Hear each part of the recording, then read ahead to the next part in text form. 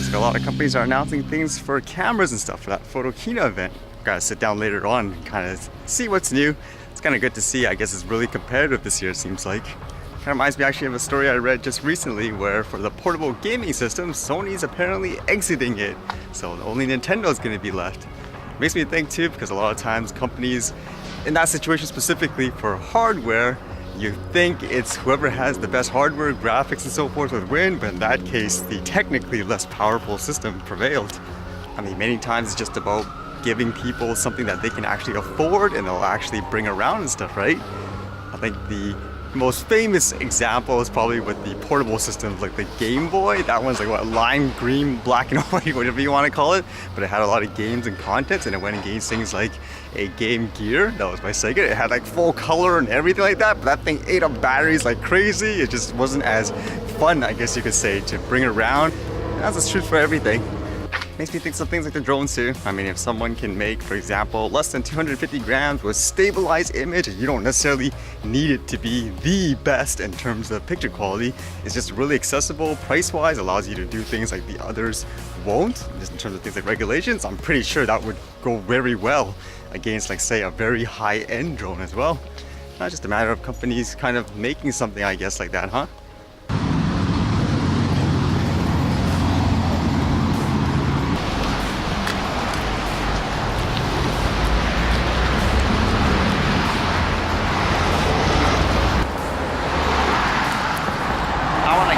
The drone, but I can't hear.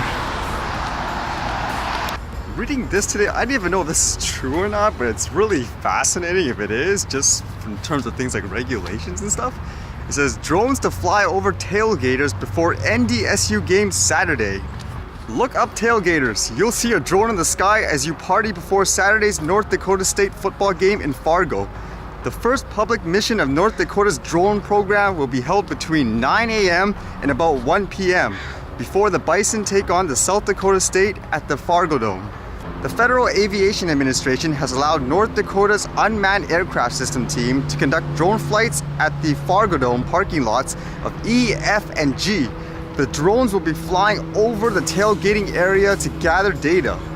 I guess the first thing I was thinking was, I guess the FAA down there is being more lax in terms of, I guess, giving companies and organizations permission to fly drones and stuff, huh? I guess not too long ago, well, still here, people are terrified of it. Just the fact that you'd fly something there, oh no, it's gonna hit someone and all that. At the same time, tailgaters, like, am I thinking of something different? Because when you say tailgaters, I'm thinking cars, for example, that are driving too close to each other. So you're gonna have a drone literally flying around the parking lot to see if people are doing that? Unless this means something else, like in terms of tailgating.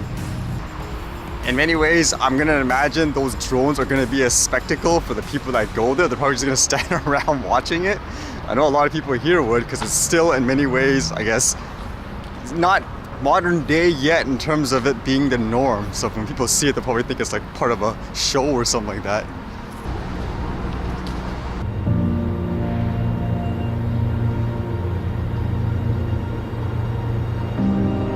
Looks like a few of the leaves here are all changing clothes already.